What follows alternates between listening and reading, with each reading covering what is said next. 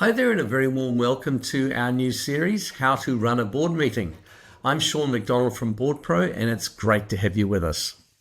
In this episode, we are diving into a topic that often gets overlooked, but it's absolutely critical to good governance. That is effective board minutes. Now, I know many of you joining are CEOs with busy calendars and plenty of boardroom experience under your belts. So first things first, thanks so much for carving out some of your time to be with us. We've designed these episodes to be practical, fast-paced, and filled with real-world insights you can take straight back to your organization.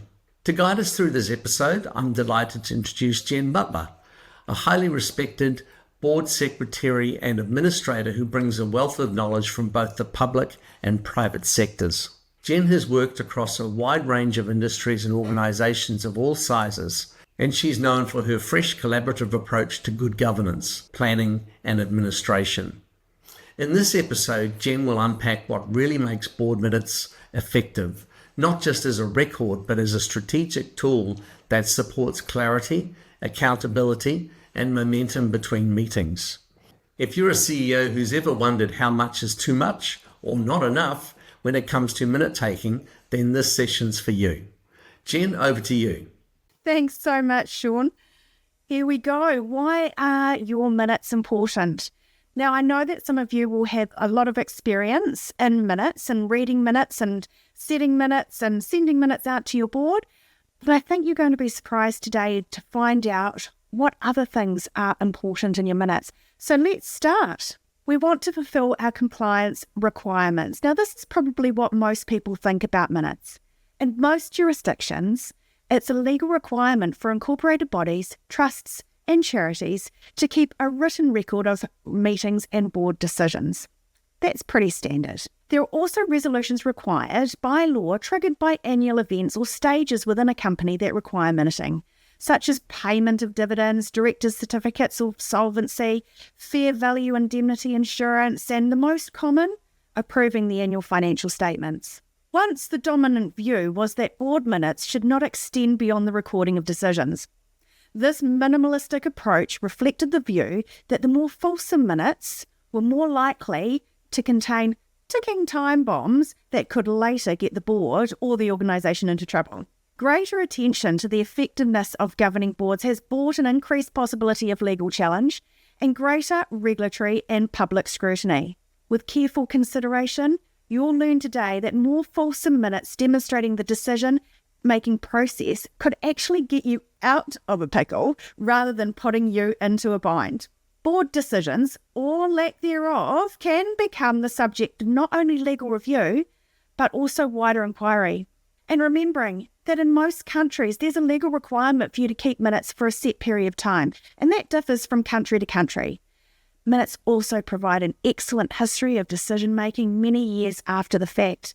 Most of us won't remember a board meeting that we held 6 months ago, let alone 6 or 60 years previous.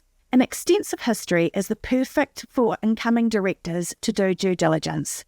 New directors need to be able to see the deliberations and considerations in decision-making. It's a bit like showing your workings in a math exam. A judge isn't just looking for the right answer, they're looking to ensure a robust process was taken when making decisions. Effective minutes need to note conflicts of interest. If you have a professional board secretary, one of their roles will be to review the material for discussion before you get to the board meeting and check that there are no known conflicts. If there are conflicts, the chair should be apprised before the meeting and an appropriate minute should be taken. This is where having a conflicts of interest policy, not just a register, but an actual policy, is really important. The way conflict is dealt with differs between countries, with some countries having strict and clear instructions in legislation how to navigate conflict, with others delegating this responsibility to the board. It's the board's responsibility to come up with the policy and to understand and apply those conflict policies at the time of the meeting. This is a good reminder that your board secretary should be across all the legislation that governs your organisation, your founding documents and your policies. I personally like to make a note in the interest register section of your minutes and then remind the board of the conflict again at the beginning of the conflicted agenda item. This way, there's no doubt that the matter of conflict was acknowledged and dealt with, and the directors are protected. Likewise, if a director votes against a motion or abstains, that too should be recorded. While it may not absolve a director from responsibility, as the board acts as one natural person, it will help to build a story for a judge which could protect that director from the decision should it become subject to legal scrutiny. Minutes can be used as evidence. For this reason, sensitive matters such as HR should be really carefully recorded, or, if in doubt, adopt the less is more rule. Something along the lines of, the board received an update on or discussed confidential matters in a closed session that was unminuted. What do you do when there's conflict on the content of the minutes? Have you ever been in a position where a board member or a CEO or SLT member asks you to change the minutes to suit their desired outcome? A good response to this is, I've recorded the minutes as a true and accurate reflection of the meeting. Unfortunately, I can only record what was said, not what should have been said. If there's still pushback, you can respond with, I'll just need to confirm that with the chair. Ultimately, the chair confirms the minutes for distribution, so it's their responsibility to allow or not allow the changes. BoardPro's automated action list is a godsend for board secretaries and administrators. For those of us who remember the bad old days of having to contact every board member when their actions are due to remind them, then follow up manually all the time, this is an absolute game changer.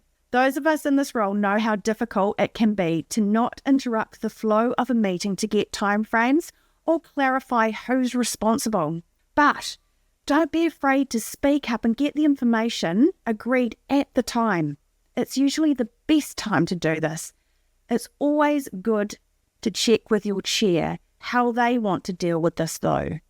My preference is at the time. However, your chair may ask you to make a note and come back to them at the end of the meeting to get those names and deadlines so that your minutes can reflect a true and accurate depiction of the board's expectations when it comes to action items.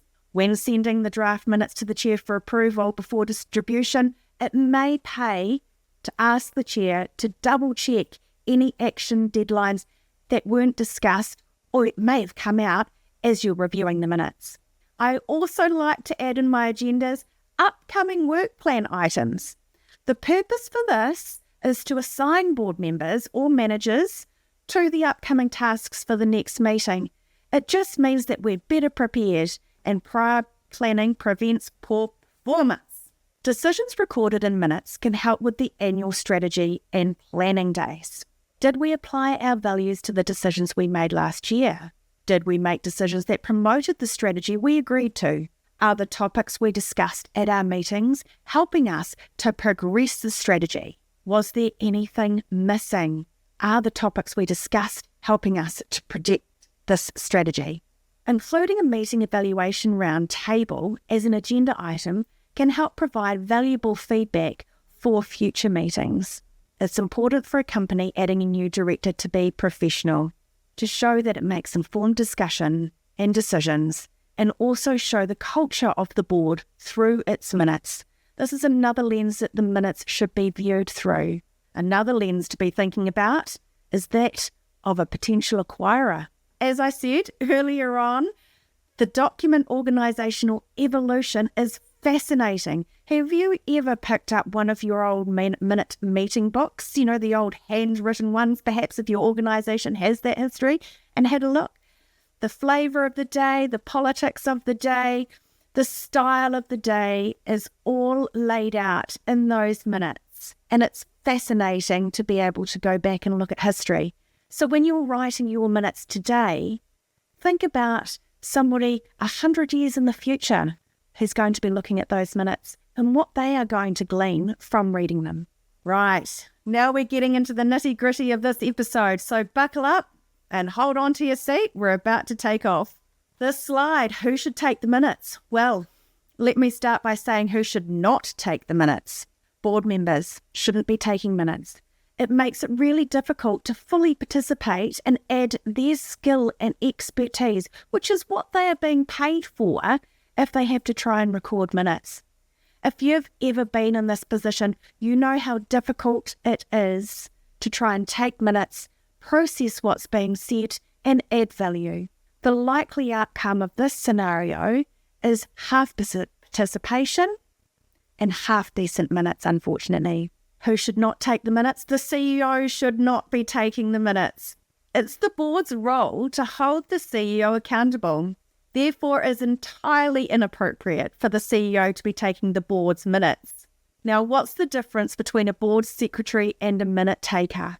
There are a couple of different types of board secretary, and it's important to know the difference. So first of all, you've got your minute taker. A minute taker literally comes into the room, sits down and records everything, pulls it into a minute structure and sends it off to the chair to review.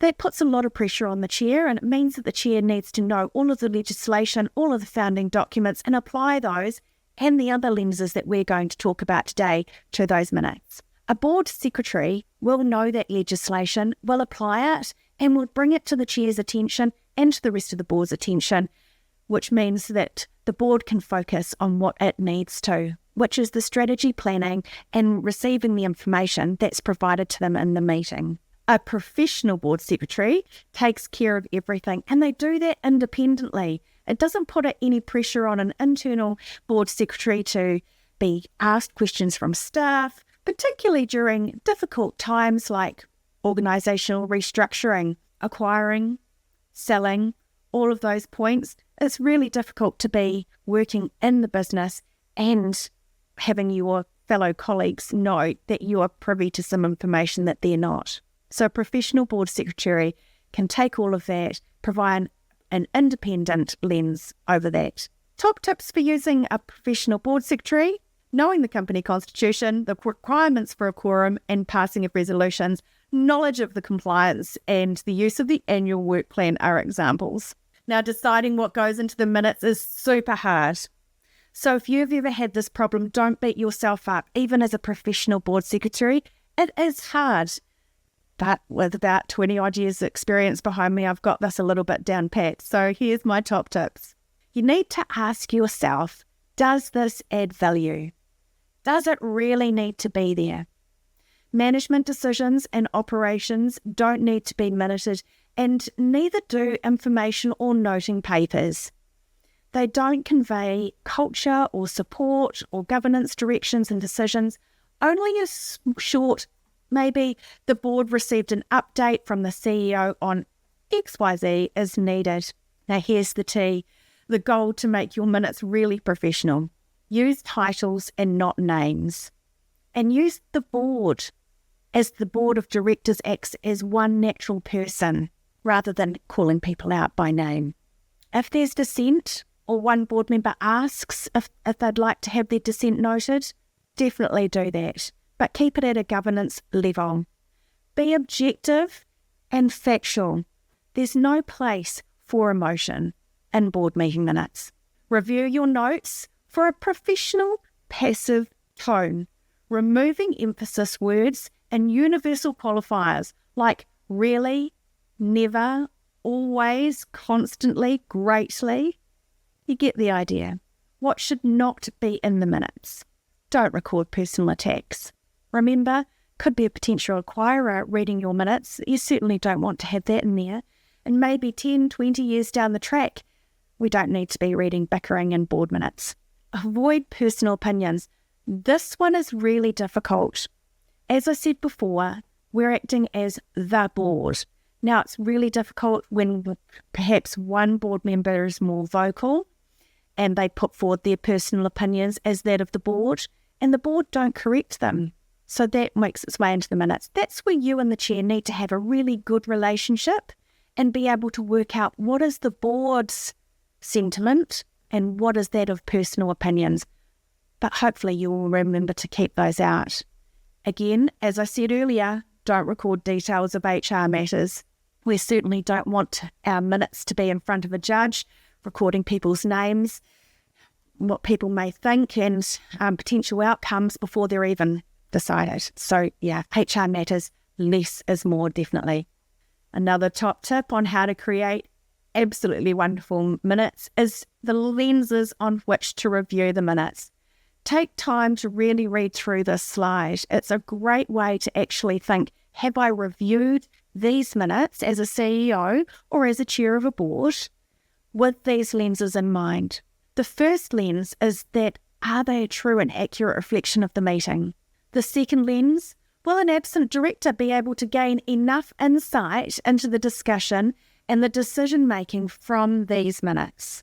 The third lens, are the minutes compliant and do they offer directors and the business protection, showing a judge how the decisions were really well thought out and well made? The fourth lens, if a buyer were to come along and read these minutes, what would they tell them? The last lens is a cultural lens, and applying things like XYZ was thanked for their time and left the meeting at 10 a.m. The board expressed delight in winning the Best Business Award and asked the CEO to convey its thanks and appreciation to the team. These small things, when included, will actually show the history and the culture that the board want to make. After all, the fish rots from the head down. The minutes need to reflect the culture the board expects to see in the business and the business to have. So do run over your minutes with that cultural lens. Is this how we want to be perceived? Now, this is a doubly loaded question. How long should the minutes be? If you're a board member joining us or a CEO, you're probably thinking as short as possible, the least possible time that I have to read. And you're right. Less is more, particularly if you're an independent director and you're across a few boards. The last thing you want is 20 pages of minutes to read. So remember to ask yourself, as the minute taker, the board secretary, that critical question: does it really need to be there? Does this minute add value through any of the lenses that we talked about on the previous slide? I love the extent to which matters are documented should be proportional to their substance or materiality, not how long the board spent discussing it. If you want to pick out a few interesting material facts to bullet point and noting in information papers, that could be useful for directors that were away or they want to refresh their memory maybe a year later from when the meeting happened. And it's great, paragraphs are not required. And this is often the hardest task, trimming back your notes as to what's actually required and important. It's really important that the chair receive the draft minutes a day or two after the meeting. And when I say a day or two, that's 24 to 48 hours, and it's equally important that the minutes are distributed to the board within 5 days of the meeting. The reason for this is that discussions need to be fresh in everyone's mind so that a true and accurate reflection of the meeting is much more likely to happen when the minutes are distributed promptly. The CEO should not review the minutes before the chair for obvious reasons previously, as mentioned. However, it is common practice to send the draft minutes to the chair and the CEO at the same time, or in some organisations, the chair asks the CEO to review on matters of technicality or strategic importance. My top 5 tips for writing effective minutes: Grammarly, professional writing, and using roles and not names. Checklisting at proofreading to remove they, them, us, we, and our. 2. Make sure you're clear about your chair's expectations and what they would like to see. Check in regularly that you are meeting those expectations. And 3, be confident to speak up in meetings. You can use things like, if I could just summarise that for the minutes. So, from a governance perspective, what's the direction that you are giving? How would you like that recorded for the minutes? Number 4, my top tips. Read the minutes through with those different lenses. And when you're reading, ask yourself again, does this really need to be there? Does it show diligence in decision making or connection to the strategy? Or could I take that right out? So really great question to ask. If I took this right out, what value would be missing from the minutes? And number 5, If you're not an experienced minute taker, use AI to help you put a professional lens on your notes.